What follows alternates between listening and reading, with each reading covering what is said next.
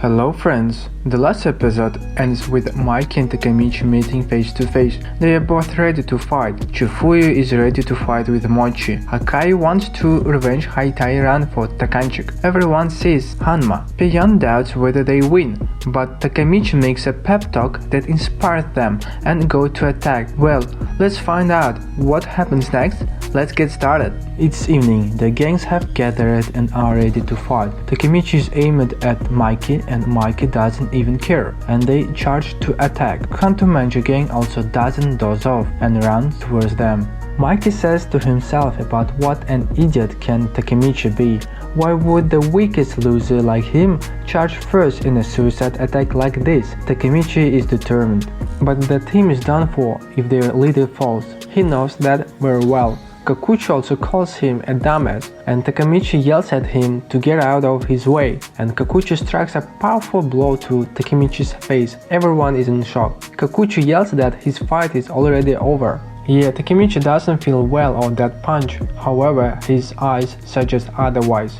He is still conscious, and Takemichi recalls when he was a kid, he always believed in himself and got into all sorts of street fights and saved everyone. His confidence gave him that he was the strongest. He also wants to avenge Kakushi since childhood. He wanted to become the Japan's top delinquent, but then Kiyomasa appeared and beat up Takemichi and his friends. Takemichi wonders when he decided to label himself as a weak when this happened. As he got older, he constantly apologized at various jobs wherever he was.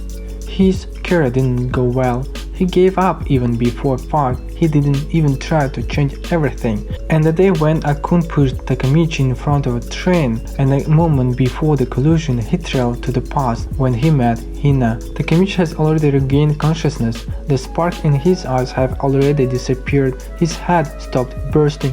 Kakuchi, after his punch, looks and he's puzzled. He doesn't understand why Takemichi isn't falling. Then he remembers that Takemichi from childhood. Kakuchi begins to realize looking at his face. Takemichi recalls his fight versus Kiyomasa when he saved Dragon's life. On that day, Takemichi decided on a resolution when he managed to strangle his opponent. When he managed to punch Taiju that once seemed impossible. When he stood up against numerous punches and waited for his captain, saying that he didn't lose at all. And in his eyes you can see that everything is different now. Kakuchi just looks at him in surprise and sees that little Takemichi who is confident and not afraid. These spirits awakened in the present Takemichi. Kakuchi was just petrified by this and punched hard by Takemichi, so strong one that Kakuchi already flies away. Everyone's jaw just drops. Chifu and Hakai are stunned. Even Mikey can hide his surprise, and now Kakuchi is already lying a few meters away. The rest of the guys just petrified, they lost the ability to speak. Takemichi is serious in his intentions, and now, with the same resolution, he will get to Mikey.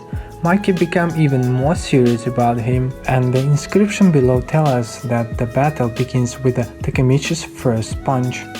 That's it guys, the chapter ends so quickly that I'm surprised too, but there are few dialogues. It will mainly be pictured all sorts of punches and short dialogues, so get ready for short Tokyo Revenge videos. The chapter is super cool. I assumed that Takemichi would throw something, since we were shown throughout the manga how the main character changes and how he hit Taiju. But if Kakuchi doesn't get up now, then I'll be very surprised, since Takemichi can't become strong enough to take down a strong opponent with one punch. But it's not clear how the other guys will fight.